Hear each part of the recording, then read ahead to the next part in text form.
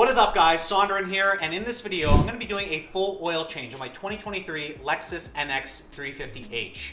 Now, I just picked up this vehicle. If you've been following along on the channel, we're really excited, the entire ownership experience. If you haven't already, make sure you subscribe, make sure you like this video for everything I'm going to be covering on this Lexus NX350h, from full ownership experience, reviews, and much more. So again, make sure you subscribe. But in this video, I want to go ahead and do the oil change. We just hit 5,000 kilometers, and for any new car, I'm really of the belief that at around 5,000 kilometers, you should be changing the oil, get potential anything from the factory out of the oil, and then go through the normal service intervals that is in the owner's manual. So in this video, I'm going to show you exactly how to do everything to change the oil on this SUV, and I'm going to show you all of the tools and materials that you need. You can find all of that in the description box down below. I will link everything that I use here in this video, so it's very simple, easy for you to go ahead and use, and it's going to be quite quick. So make sure you go ahead, again, like this video. We're going to get started, number one, by talking about everything that you need to have. Number one, this oil. You can use any oil, Toyota oil, whatever it is, as long as it follows the manufacturer recommended specifications. And in this case here, this one is the Pennzoil Platinum, fully synthetic, 0W16. And this is quite a thinner oil. This is all about fuel efficiency, this hybrid engine. So they do use this. A lot of hybrids use the 0W16, very thin oil. What you do need, this engine does call for, with the filter, around 4.5 liters. So you need one of these jugs. This jug is 5 liters. Gives us a little leftover. That's perfectly fine. So you want to go ahead and have that here. A Toyota oil filter, which you're going to want. Really good, effective.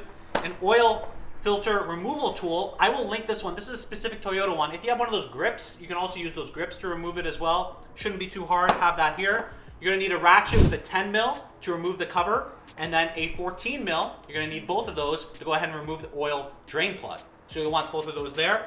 You'll also want some gloves. I have these nice mechanic gloves that give you that dexterity, keeps you clean.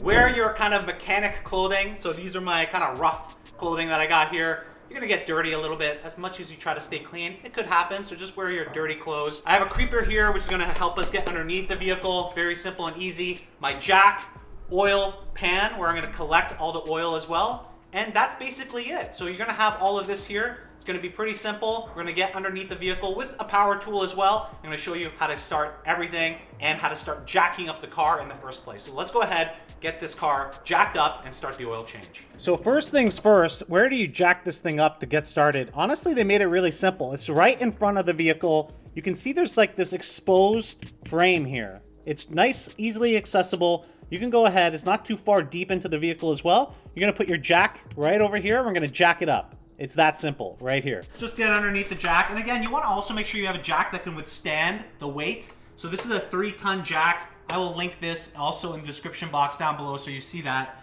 But I'm gonna go ahead, get in, just make sure I get it in the right spot. Also, the jack pad is, for me, it's rubberized with this one. So I like that, it's not gonna scuff the metal or anything. So that's good there. I'm gonna get this aligned in position. Raise it up here.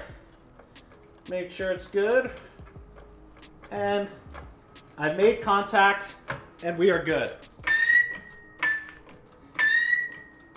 And you don't need to raise it that high. Honestly, I'm just gonna leave it like that. Look, there's more than enough room for us to go ahead and do our job. Okay, one more thing. I don't wanna see you on the news, on Reddit, on CarBuzz, whatever it is, getting yourself killed underneath this vehicle. You can't just trust a jack. Always do this. I'm gonna put, these are the summer tires actually that belong on this vehicle. I have the winter set on right now. Put these underneath. So I'm gonna have the jack, and I'm gonna have 2 of these tires and rims underneath. If you also have jack stands, you can use that as well. I can go ahead and put the jack stands here. I'm just showing you one method that I like using. So I'm gonna put this tire underneath the vehicle. God forbid, if anything happens, you're gonna go home to your friends, your family, your kids. These will protect you. So pop these just under the vehicle like this. Done. It's that simple to keep your life safe. So here we are on the side of the vehicle. You can see this is where you're gonna stick your jack stand. There's this exposed frame here. It just slots in right here. So I have this jack stand here. Again, I will link these in the description box down below. It's rated for 2 tons. So I'm gonna go ahead and just put that right over here. I'm gonna extend this, and there you go. So now it's positioned properly. This is good. In the event of a worst case scenario, the tires, the jack stand are gonna protect me. I'm gonna be safe. Make sure you do this. All right, so the jack stands are now on both sides of the vehicle. All we're gonna do now is slowly release the jack, and we wanna put the weight on the jack stands. Once that's done, we're just gonna put the jack a little bit more on it. The entire purpose of this is we do not want the full weight of the vehicle on the jack itself. We want it on the jack stands, and then this jack is going to be there kind of as a backup for the jack stands to support the vehicle up in the air. And then we have the tire underneath. We have all our bases covered. I'm going to go ahead, just slowly bring that down. Okay, now I'm just going to go ahead, or I already aligned it, but I'm going to examine the jack stands, make sure that they're all good. Let's see. Yup, made contact there. So I've made contact on both. The jacks are holding it. They're perfectly center aligned. Now I'm just gonna jack it up just a tiny bit. It's just gonna act as a supporting mechanism. Now we're completely safe. We're gonna get underneath and remove the covers. Okay, I just lifted it up just a tiny bit. I'm just gonna test it. Break it.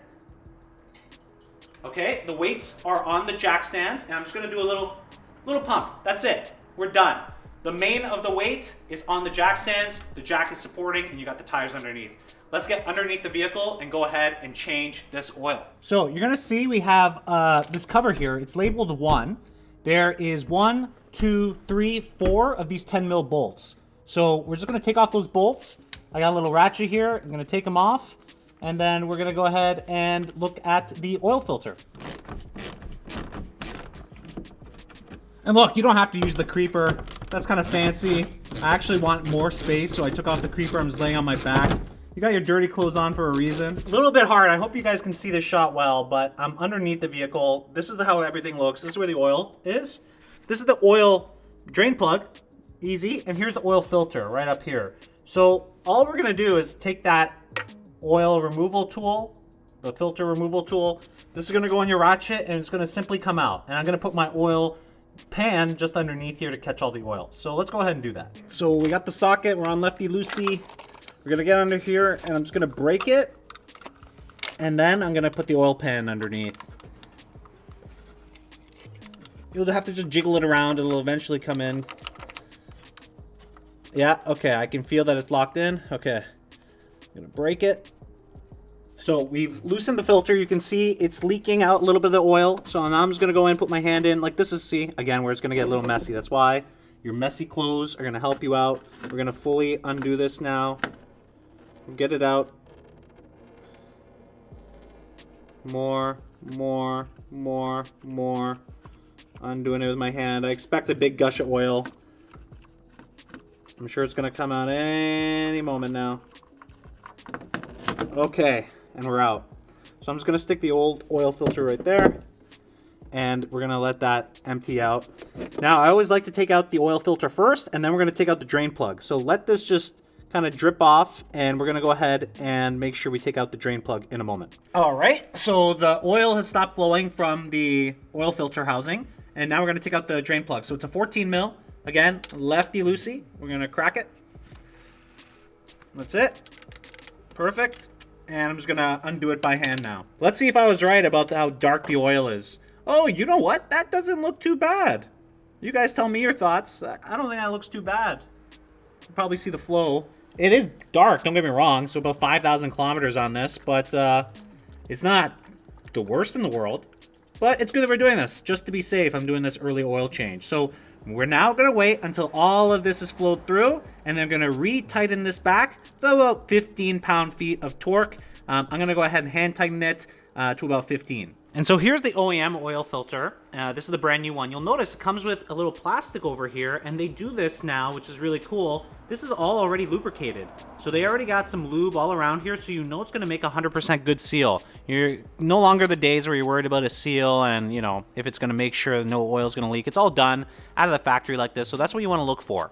So we're gonna go ahead, now that the oil's completely drained out of the engine, we're gonna go ahead and pop this in, screw it back on. So you're gonna wanna make sure you do this hand tight. So we're just gonna hand tighten it. Then for the oil drain plug, again, 15 pound-feet, we're gonna also hand tighten that. Make sure it's nice and snug. If you also have a crush washer and you wanna go ahead and replace the crush washer, you should do that as well to make sure that no oil leaks. So again, for this, I'm not using the filter tool. I'm just gonna hand tighten this, that's it. So I see where it's supposed to go. Pop that in. You're gonna have to feel it out. There, it's getting in. Now I'm just gonna hand tighten this. Give it a good hand tighten. Okay. There isn't much room to move your hand, so you're gonna do small little tighten rotations. If you want, you can use the filter tool. I just have a habit of always liking to hand tighten as much as I possibly can. Because with the tool, you'll have a lot more leverage and you could potentially over tighten the oil filter. You don't want that. Okay, that's as tight as I can do it with my hand, and that's good enough.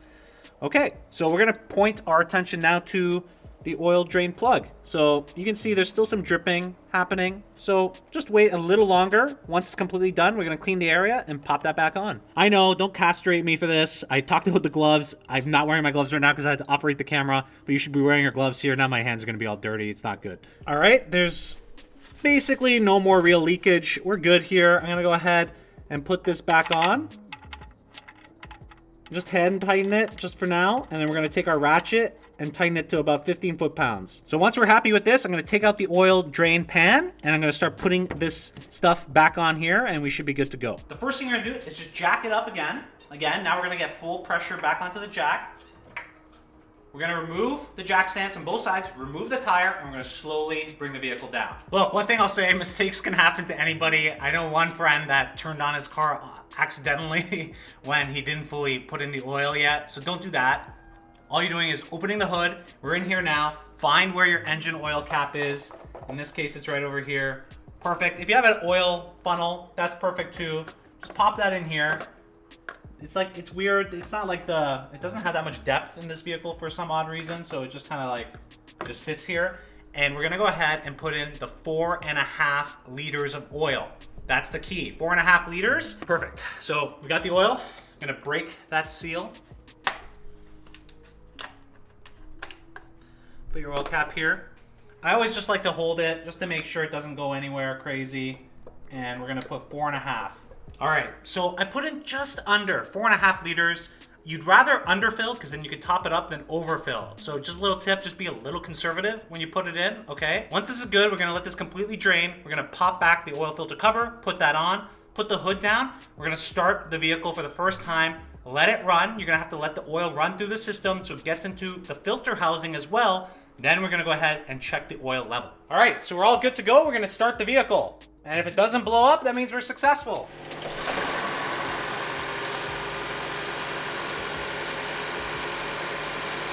All right, so we ran it for 5 minutes. We're good to go. Let's go ahead and check it. The dipstick's right here. Clean out the dipstick. And how are you gonna check this? You're gonna look for, just like any other dipstick, the 2 dots on the dipstick. That's gonna represent kind of the max and the min line. So what you want is the oil to be in between both of those. That's the ideal. If it's a little bit higher than the midpoint, I always personally like to be a little higher than the midpoint. So let's check this. I always like to check once or twice just to make sure I'm not tripping. All right, so where are we? Looks like we're perfectly 3/4 of the way, which is exactly where you wanna be. So we'll do it one more time to double check. Clean out the stick, put the stick back in, pull it out. And again, we have a similar reading where it's 3/4 the way up, which is perfect. All right, so I'm happy with this. The other thing you'll want to do is just check underneath for any leaks potentially. So take a look underneath. If you don't see any leaks, you're good to go. Now we're going to go inside and reset the oil service light indicator. So resetting this is pretty simple. You go into your settings here and you're going to go to vehicle customize. Then once you're there, you're going to go ahead and go to utility. Then you're going to see on the right hand side, oil maintenance. Click that. Would you like to reset your oil maintenance data? Reset. Perfect. So it's been reset. You're good to go. Now you can go ahead and kind of progress with your next oil change. Again, the manufacturer recommends, Lexus recommends every 8,000 kilometers, you should be changing the oil, or every year. So in this case, again, we did it at 5,000 just because it's the new vehicle and I want to make sure I get all that potential bad stuff out of the engine. And now we have a good engine. Well, there you go, guys. That's how you change the oil in your 2023 or other model year Lexus NX350h. I hope you guys enjoyed this video. I hope you also found it helpful when you're changing your oil. If you want to, again, follow me on my journey with this vehicle and all the other vehicles that I got, if you love everything to do with cars, detailing, any of that, make sure you subscribe, follow along on my journey. Love sharing any type of maintenance, detailing tips, car tips, got it all on this channel, and I'm really happy that you followed this video. It's going to make sure that your Lexus NX is running efficiently and properly, and you're doing the oil changes, you know, by yourself at home. I personally like doing it just for the OCD that I have, the peace of mind that I'm doing it the right way, and I kind of like tinkering with my toys, so that's why I enjoy doing this. So I hope you guys enjoyed this video. I will catch you guys in the next one. One final thing before I let you go. Everyone always asks me this. Sonduren, will the Lexus, you know, dealership void my warranty if I'm doing the work myself? No, they cannot. There's a bunch of laws. I'll also link them in the description box down below. They cannot do this as long as you keep documentation and records that you've properly done it. So I went ahead, purchased the oil filter from Lexus, right? Have the receipts, document. I have a video, just the extra thing, to document everything that I have. And if you show that, that's perfectly fine. You're good with your warranty. If you want, consult with your dealer, you know, ask them the same thing, but they should tell you the same thing. You can do all the maintenance yourself. I've done this for all of my new vehicles. I've done all the maintenance myself. I've never had an issue with warranty. So fear not, still continue to do your maintenance and save some money. We're in a tough economy, so save yourself some dollars, do it yourself, get that peace of mind, and make sure you're driving effectively and efficiently. Catch you guys in the next one.